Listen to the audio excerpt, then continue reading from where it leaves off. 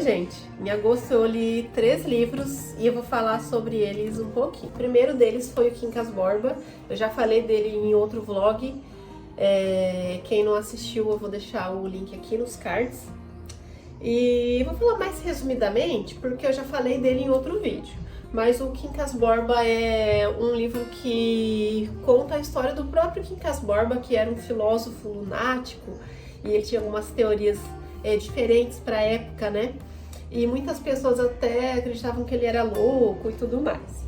O Quincas Borba tinha um cachorro que ele colocou o nome de Quincas Borba, e segundo ele fez isso porque se ele morresse, quando ele morresse, né, ele ia continuar sobrevivendo através do cachorro, e ele acreditava que ele fosse morrer antes do cachorro, então ele fez isso e eu achei muito legal.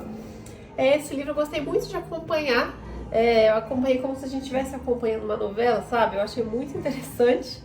E além do Quincas Borba, ele conta a história também do Rubião, que é o melhor amigo do Quincas Borba, né? O Rubião, ele herda toda a herança do Quincas Borba e ele tem que lidar com todo esse dinheiro, que é muito dinheiro para ele. E a partir disso, ele começa a encontrar algumas pessoas, ele conhece um casal que é o Palha e a Sofia, e todo o desenrolar da história tá nesse universo, entre o Rubião, o Palha e a Sofia. Em alguns momentos, eu fiquei um pouco com raiva do Rubião por alguns atos dele, assim. Eu senti como se ele tivesse ficado deslumbrado com o dinheiro, sabe? Mas ele tem os seus momentos, ele era uma boa pessoa, de fato, né? Mas essa questão eu acho que todo o dinheiro que ele herdou acabou mexendo um pouco com ele. E o segundo livro que eu li no mês foi o meu preferido do mês, acho que já é o preferido. Todo vídeo que eu venho aqui eu falo que é o meu livro preferido do ano, né? Ainda bem, porque eu tô lendo só livros bons, mas esse aqui eu acho que já é o preferido do ano, que é Água Fresca para as Flores. Esse livro aqui, ele mexeu comigo de uma forma que eu não estava esperando, assim. Ele conta a história da Violette, e a Violette, ela é zeladora do cemitério, ela mora no cemitério. A gente já imagina assim, nossa, que triste, deve ser meio sinistro, né? Meio tenebroso, assim, mas, gente, uma vida assim tão leve que ela leva lá no cemitério, porque ela planta, tem uma horta, ela cultiva flores, e a vida dela, a gente fala, meu Deus, deve ser muito bom morar nesse cemitério, deu vontade de conhecer o cemitério da Violette. E isso ela fala também, que é o meu cemitério, ela trata como o meu cemitério. Mas na verdade ela é zeladora, ela mora lá e na casa dela fica com as portas abertas. Então quando as pessoas vão lá para visitar os entes que já faleceram e tal, em enterros, ou então só para quem vai fazer visita mesmo, geralmente as pessoas passam na casa dela e ela oferece um vinho, um chá. Ela sempre oferece alguma coisa para a pessoa e as pessoas desabafam na casa dela. E ninguém imagina, né, que ela teve uma vida muito difícil desde criança. A Violette, ela morava não é orfanato que fala mais, né? Ela morava num abrigo, né? Os pais abandonaram ela. E essa questão do abandono é muito forte na vida da Violette, porque como ela foi uma criança que sempre teve lares temporários, e essa coisa do abandono assim, sempre foi uma parte que sempre tocou ela muito forte. Ela acaba conhecendo uma pessoa com a qual ela se casa, né? Ela passa a morar junto, ela se casa, mas não é um relacionamento dos sonhos, digamos assim, né? De qualquer um. É um homem tóxico que abandona ela, não abandona de fato, mas assim, todos os dias ele sai pra dar uma volta, sabe? E ela sabe muito bem que ele trai ela, mas ela não larga ele porque ela tem medo de ser abandonada, ela não tem mais ninguém, sabe, no mundo, assim.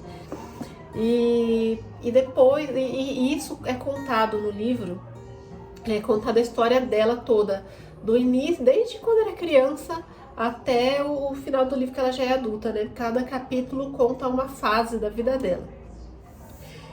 Uma característica interessante da Violette é que ela anota por vontade própria, não por obrigação, todos os discursos que as pessoas fazem durante os velórios. Eu acho isso muito interessante. Então ela sabe o nome de todo mundo que foi enterrado lá, onde que as pessoas são enterradas, e ela anota. E é uma história bem bonita, assim, que apesar de ser muito bonita, e é muito triste também, em muitos momentos eu tive que parar também a leitura, assim, porque é bem chocante.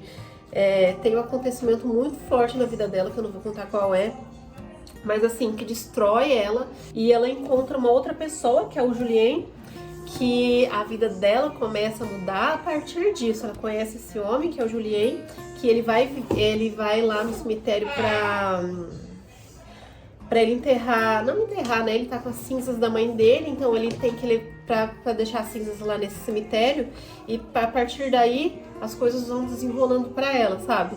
Nossa, é uma história belíssima. Eu recomendo pra todo mundo esse livro. E o terceiro livro que eu li foi Você Me Espera Pra Morrer, que é um livro que eu encontrei buscando pelo Kindle, né? Eu li ele no Kindle. É um livro bem triste, assim, a história é bem pesada. Se você é sensível a temas como abuso, violência e tal, eu não recomendo que você lê esse livro. Mas ele vai contar a história da Aline e da Ilana. Na verdade, ele conta a história da Ilana, né? Que ela tá escrevendo uma carta para a irmã dela, a irmã gêmea Aline, que desapareceu, assim, que ela foi embora, na verdade, e depois não deu mais notícias. E ela tá contando a vida dela, ela sempre pergunta se vai voltar e tal. E quando elas eram crianças, elas fizeram uma promessa de que uma esperaria a outra para morrer.